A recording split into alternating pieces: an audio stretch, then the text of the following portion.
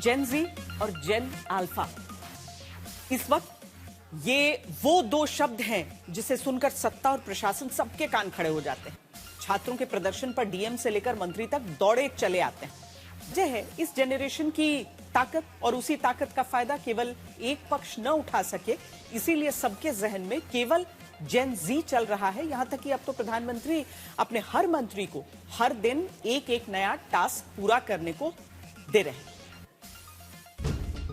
प्रधानमंत्री कहते हैं कि जेन जी के पास सारे मंत्री पहुंचे। हम देश के नौजवानों को फ्री कोचिंग देने का एक पूरा नेटवर्क हम खड़ा करने वाले हैं। कांग्रेस पार्टी कहती है जेन जी के पास पूरी पार्टी पहुंचे। 800 शहर और छोटे शहरों में छात्रों की गूंज अभियान चलाया जाएगा और राहुल गांधी जी भी कई शहरों में छात्रों की गूंज में भाग लेंगे। योगी आदित्यनाथ कहते हैं जेन जी से जेन अल्फा तक की समस्या हर अफसर तुरंत सुने। क्षमता का सही उपयोग करने के लिए, आपकी संभावनाओं को पूरा करने के लिए उत्तर प्रदेश सरकार एक नई यूथ पॉलिसी बहुत शीघ्र लेकर के आ रही है। अखिलेश यादव कहते हैं युवाओं और बच्चों की वजह से अब सरकार जाने वाली है। जब से बच्चों ने लोकतंत्र में अपनी आवाज उठाना शुरू किया है, बीजेपी के लोग घबरा गए हैं। तेजस्वी यादव युवाओं के साथ सड़क पर उतरते हैं। नौजवानों के साथ, छात्रों के साथ, उनके भविष्य के साथ सरकार जो है खिलवाड़ करने का काम कर रही है। बीजेपी का वनडे वन यूनिवर्सिटी प्रोग्राम, जेन जी चौपाल और तिरंगा यात्रा, संगठन में युवाओं को तरजीह, सोशल मीडिया कनेक्ट पर फोकस। कांग्रेस का छात्रों की गूंज कार्यक्रम, युवा छात्राओं के बीच पहुंच बढ़ाना। समाजवादी पार्टी का जेन जी के लिए डिजिटल कैंपेन। बीएसपी का दावा टिकट बंटवारे में जेन जी यानी युवा पर फोकस करेंगे। मोटा मोटी कहानी ये कि जो जेन जी की बात करेगा क्या वही सत्ता पर राज करेगा। यही रणनीति अब सबको क्या अपनानी पड़ रही है। जहां इस वक्त सबसे पहले सबकी नजर प्रधानमंत्री नरेंद्र मोदी पर है, जिन्होंने जंतर मंतर आंदोलन के बाद पिच, पेस, लाइन, लेंथ सब कुछ एकदम जेन जी के लिए बदल दिया है। आज दुनिया की स्ट्रेटेजिक इक्वेशन बहुत तेजी से बदल रही है। ग्लोबल पावर बैलेंस भी प्रतिपल बदल रहा है और इसके पीछे सबसे बड़ी फोर्स है टेक्नोलॉजी की स्पीड। आज कोई भी निश्चित रूप से नहीं कह सकता कि अगले 20-30 वर्षों की दुनिया कैसी होगी, लेकिन साथियों, जब जब बदलाव का दौर आता है तब तब चुनौतियां भी आती है और नए अवसर भी पैदा होते हैं। जंतर मंतर आंदोलन के बाद से पैदा हुई चुनौतियों को नए अवसर में बदलना प्रधानमंत्री शुरू कर चुके हैं, जिन्होंने पहले खुद वो टास्क करके दिखाया जिसे अब अपने हर मंत्री को प्रधानमंत्री पूरा करने के लिए कह चुके हैं। पीएम मोदी ने कैबिनेट की बैठक में जेन जी आउटरीच प्रोग्राम के तहत वन डे वन यूनिवर्सिटी अभियान चलाने की बात की है। यानी कि अब सभी मंत्रियों को एक दिन यूनिवर्सिटी में बिताना होगा, छात्रों से सीधा संवाद करना होगा, उनकी मांगों, उनकी जरूरतों, उनकी परेशानियों को सुनना होगा, सरकार की योजनाओं के बारे में बताना होगा और सरकार के कामकाज का फीडबैक लेना होगा। मेरी बात याद रखिएगा, जो सीखेगा वो जीतेगा।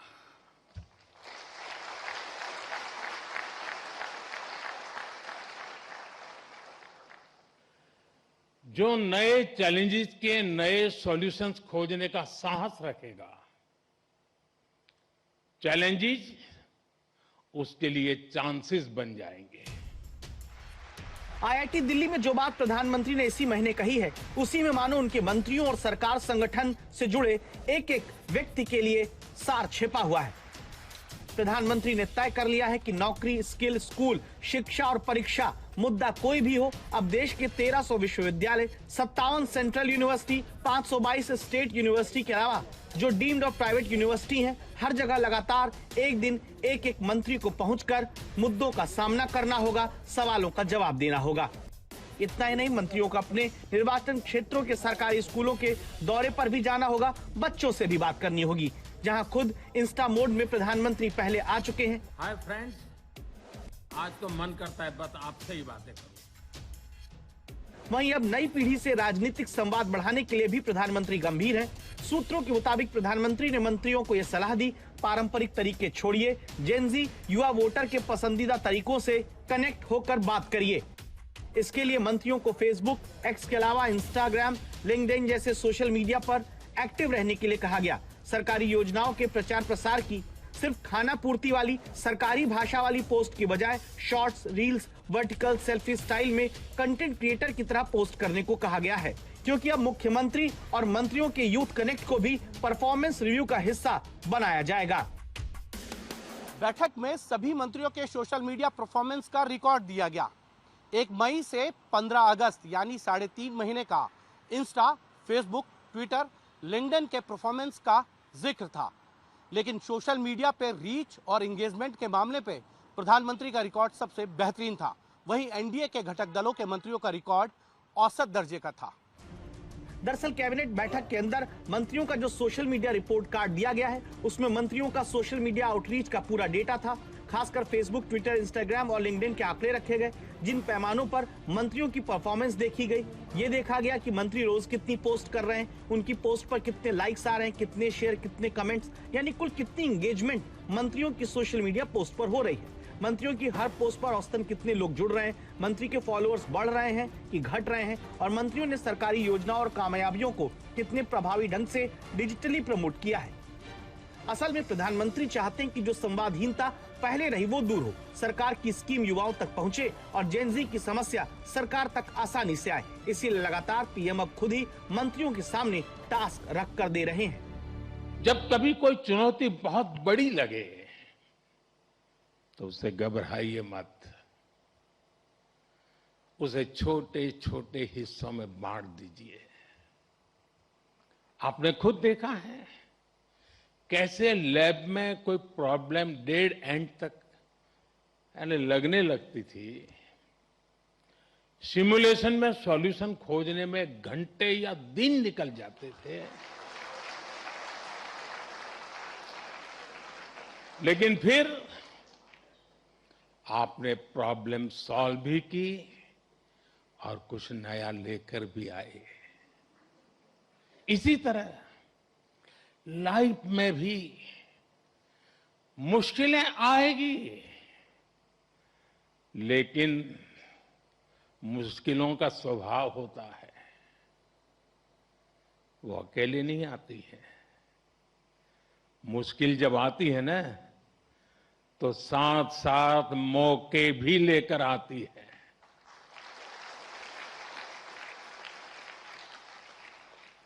सबको बस अलर्ट रहना है, सतर्क रहना है।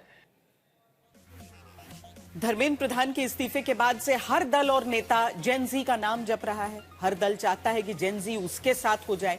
कांग्रेस को लगता है कि अगले चुनाव में जेनजी को का साथ लेकर वो बाजी पलट सकती है। जेनजी को लुभाने के लिए कांग्रेस 800 शहरों में छात्रों की गूंज अभियान चलाएगी। लेकिन सवाल यह है कि झारखंड जैसे राज्य की मिसाल जब सामने हो, तब देश का जेनजी विपक्षी दलों पर भरोसा कैसे करेगा? जहां आज जेपीएससी की 2 परीक्षाएं रद्द करने के फैसले पर हाईकोर्ट ने रोक लगा दी, जबकि 3 दिन पहले हेमंत सोरेन सरकार ने 22 परीक्षाएं रद्द की थी, जिसके खिलाफ जबरदस्त विरोध रांची में हो रहा है। हरासमेंट तो नहीं हो रहा आप लोगों का? क्योंकि आप कोई वायलेंस नहीं कर रहे थे, आप किसी को नहीं मार रहे थे, आप तो अपना मतलब पीसफुल प्रोटेस्ट कर रहे थे। किसी को मारा जा रहा है। जेनजी को हर सियासी दल लुभाने की कोशिश कर रहा है, जिसमें राहुल गांधी भी शामिल है, जो जेनजी से करीबी दिखाने का कोई मौका नहीं छोड़ रहे, क्योंकि वो समझते हैं कि आने वाले समय में जेनजी एक अहम वोट बैंक साबित होने जा रहा है। सिस्टम ने आपको चक्रव्यूह में फंसा रखा है, ये आप देखिए। लेकिन सवाल है कि जिस जेनजी ने धर्मेंद्र प्रधान को इस्तीफा देने के लिए मजबूर कर दिया, क्या उसे कांग्रेस और राहुल गांधी रिझा पाएंगे? क्या जेनजी राहुल की बात सुनेंगे? तो हमारे स्टूडेंट्स 24 घंटा इसको देखते रहते हैं। आपको बात समझ नहीं आ रही है, आपको जूम में बंद कर दिया गया है। ये पिंजरा है मगर वो तो है, बट ये पिंजरा है। ये 21वीं सदी का, और इसकी जरूरत है। ये मैं नहीं कह रहा हूं इसकी जरूरत नहीं है। जहां तक तो राहुल जेनजी को बताते हैं कि वो जिस मोबाइल से रील्स के बलबूते सरकार से अपनी बात मनवाते हैं, वही मोबाइल और सोशल मीडिया उन्हें कैद करने के लिए इस्तेमाल हो रहा है। सवाल है कि जेनजी को राहुल की बातचीत का अंदाज क्या भाएगा? देखना चाहते हो? ये डायरेक्टली अफेक्टेड नहीं है, इनका पेपर लीक नहीं हुआ, पेपर लीक किसी और का हुआ है। बट ये कह रही हैं कि वो मेरा भाई है, देशवासी है, उसके साथ अन्याय हुआ है तो मैं भी खड़ी हो जाऊंगी। बहुत सारे ऐसे लोग हैं सामने अन्याय देखते हैं, किसी को मारा जा रहा है, पीटा जा रहा है, धमकाया जा रहा है, गाली दी जा रही है, बट वो चुप होके अपना काम करते हैं। तो मैं इसको नेशनहुड मानता हूं। 27 साल की रिया आहिर के साथ राहुल का खड़ा होना जेनजी से रूबरू होने की वो कोशिश है जिसमें राहुल बाकी जेनजी से भी रिया की तरह मुद्दों को लेकर खड़ा होने की अपील करते हैं। लेकिन सवाल है कि जेनजी राहुल और उनकी पार्टी को क्यों सुनेगा जब वो देखता है कि झारखंड में छात्रों के प्रदर्शन से राहुल गांधी ने दूरी बनाकर रखी। कांग्रेस की गठबंधन सरकार भी पेपर लीक और भर्तियों को लेकर फुल प्रूफ तरीका ढूंढने में कामयाब नहीं दिखती। सवाल है कि झारखंड के छात्रों के साथ हो रहे इस अन्याय का देश के बाकी जेनजी पर क्या असर होगा? सड़क पे हम लोग को बैठना पड़ रहा है क्योंकि जैसी चल रही है राज्य की तंत्र व्यवस्था, उस हिसाब से लग रहा है कि सारा फैसला सड़क पे ही होगा, सारा फैसला आपका प्रदर्शन के माध्यम से ही होगा। यहाँ पे ना जुडिशरी है, ना एग्जीक्यूटिव ढंग से काम कर रही है, समझ में नहीं आ रहा क्या चल रहा है। प्योर मोबोक्रेसी है ये, डेमोक्रेसी तो दिख ही नहीं रही है यहाँ पे कहीं पे भी हमें। तो ऐसे तो नहीं चलेगा। अगर मोबोक्रेसी ही चलेगी तो मोबोक्रेसी ही की तरह से चलेंगे, प्रदर्शन करके ही चलाएंगे हम लोग। जो काम देश का विपक्ष साल 2014 के बाद अपने दम पर नहीं कर पाए उसे जेनजी के विरोध ने आसानी से कर दिया। इस बात से भले राहुल गांधी उत्साहित हों और इस मौके का फायदा उठाना चाहते हैं, लेकिन क्या झारखंड समेत विपक्षी राज्यों में पेपर लीक और भर्तियों में होने वाली गड़बड़ी को जेनजी भूलकर 2029 में कांग्रेस से जुड़ेगा? हम जो कर रहे हैं, हम आंदोलन कर रहे हैं, क्यों कर रहे हैं? हमने कोर्ट पे लड़ा, हमने हर तरह से लड़ा, हमने अच्छे से मेहनत करके एग्जाम निकाला, उसके बावजूद हमें आज रोड पे आना पड़ रहा है। क्यों आना पड़ रहा है? अगर सरकार मजबूत होती, जो कि है, मेजॉरिटी है उनके पास, उसके बाद भी पता नहीं कैसे दबाव आ रहा है। ये कहाँ से आ रहा है ये दबाव, क्यों आ रहा है? तो ये डेमोक्रेसी तो नहीं हुई ना। अगर इलेक्टेड गवर्नमेंट भी किसी के दबाव पे आके अपने डिसीजंस, वो भी जो प्योरली इलीगल डिसीजंस है, कैसे ले रही है? ये सरासर अन्याय है हमारे साथ, ये नहीं होना चाहिए। इंडिया गठबंधन की झारखंड से आती इन आवाजों के बीच कांग्रेस ने जेनजी से जुड़ने के लिए देश के 800 शहरों में छात्रों की गूंज अभियान चलाने का फैसला किया है। इसके अलावा कांग्रेस ने महीने भर के अंदर शिक्षा से रोजगार पर बड़ी सुधार योजना तैयार करने का प्लान बनाया है। छात्रों की गूंज अब तक पिछले 2 महीने में कोटा, देहरादून, प्रयागराज में हुआ है। 22 तारीख को पुणे में होगा और आज ये निर्णय लिया गया है कि 800 शहर और छोटे शहरों में छात्रों की गूंज अभियान चलाया जाएगा और राहुल गांधी जी भी कई शहरों में छात्रों की गूंज में भाग लेंगे। जेनजी का मतलब वो लोग जिनका जन्म 1997 और 2012 के बीच हुआ। इसीलिए 2029 में वोट देने की उम्र वाले जेनजी सदस्यों की उम्र लगभग 18 से 32 साल के बीच होगी। माना जा रहा है कि अगले चुनाव में जेनजी लोगों की संख्या 36 करोड़ के आसपास हो सकती है, जो चुनाव में अहम भूमिका निभा सकते हैं। इसीलिए हर दल जेनजी को लुभाने में लगा है, लेकिन जेनजी हर दल और नेता को देख और तौल रहे हैं। प्रशासन को भी हर राज्य में समझने की जरूरत आ पड़ी है कि जिन मांगों को वो अब तक अनसुना करते रहे या फिर डांट डपट कर शिकायत करने वालों को चुप करा देते रहे, भगा देते रहे, ऐसा अब नहीं चलेगा। उत्तर प्रदेश में मुख्यमंत्री योगी आदित्यनाथ ने इसीलिए ये अहम निर्देश दिए हैं। मुख्यमंत्री कार्यालय के अधिकारियों को नोडल अधिकारी बनाकर शिक्षण संस्थानों की निगरानी की जिम्मेदारी सौंपी गई है। बेसिक और माध्यमिक शिक्षा, उच्च शिक्षा, तकनीकी शिक्षा से जुड़े संस्थानों की अलग अलग अधिकारियों के जरिए निगरानी होगी। जहां भी खामियां सामने आएंगी उन्हें फौरन दूर करने के साथ जिम्मेदार अधिकारियों कर्मचारियों को चिन्हित किया जाएगा। मुख्य सचिव एसपी गोयल ने सभी मंडलायुक्तों और जिलाधिकारियों को स्कूलों से जुड़ी सोशल मीडिया पोस्ट पर नजर रखने के निर्देश दिए हैं। जिलाधिकारियों के सोशल मीडिया अकाउंट से मामलों की जांच कर तथ्यात्मक जवाब देने को भी कहा गया है। सोशल मीडिया पर शिकायत मिलते ही डीएम और मंडलायुक्तों को जांच की जिम्मेदारी मुख्य सचिव ने तय की है। बेसिक और माध्यमिक स्कूलों में बुनियादी सुविधाएं मजबूत करने, साफ सफाई और छात्रों अभिभावकों से नियमित संवाद के लिए दिशा निर्देश जारी किए गए हैं। खासकर स्कूलों में एमडीएम किचन, ब्लैकबोर्ड, विद्यार्थियों की यूनिफॉर्म, पाठ्य पुस्तकें और जरूरी सामग्री समय पर उपलब्ध कराने के निर्देश दिए हैं। बारिश के दौरान स्कूलों में जल भराव और साफ सफाई की समस्या दूर करने के लिए भी निर्देश दिए गए। इसका असर भी दिखने लगा है। उत्तर प्रदेश के महोबा में जहां सड़क की मांग को लेकर कल छात्र छात्राओं ने प्रदर्शन किया तो पुलिस ने थोड़ा सख्ती दिखाई। आज वहां खुद डीएम और एसपी पहुंचे, बच्चों से बात की, उनकी समस्या दूर करने का भरोसा दिया। कोई अधिकारी नहीं आ रहा। 2-3 दिन से हम लोग रोज कह रहे हैं मिल वालों को, सबको कोई सुन ही नहीं रहा है, इसलिए हम लोगों ने जाम लगा लिया। पूरी रोड, आधे से ज्यादा रोड रास्ता खराब है। यहाँ से कोई देखते नहीं है, जहाँ तक मिल वहाँ नहीं है, वहाँ तक रास्ता खराब ही है। क्या चाहती हैं आप प्रशासन से? हम नहीं चाहते हमारी रास्ता सही करवा दे। आप जेन अल्फा है, छोटे छोटे बच्चे हैं, हम लोग अपनी रास्ता सही करवानी, बाकी हमें कुछ मतलब नहीं है सरकार से। हमारी रास्ता सही करवा दे, बच्चों को स्कूल जाने में तकलीफ होती है। सही आश्वासन मिला है और डीएम मैम भी आई थी, उन्होंने हम लोगों की बात सुनी और उन्होंने कहा कि आपकी बात को पूरा किया जाएगा। गुलाबी सूट वाली स्कूली छात्रा जो साथियों का हाथ थामकर बुधवार को महोबा की सड़क पर धरना देती, नारे लगाती है कि हमारी मांगे पूरी करो।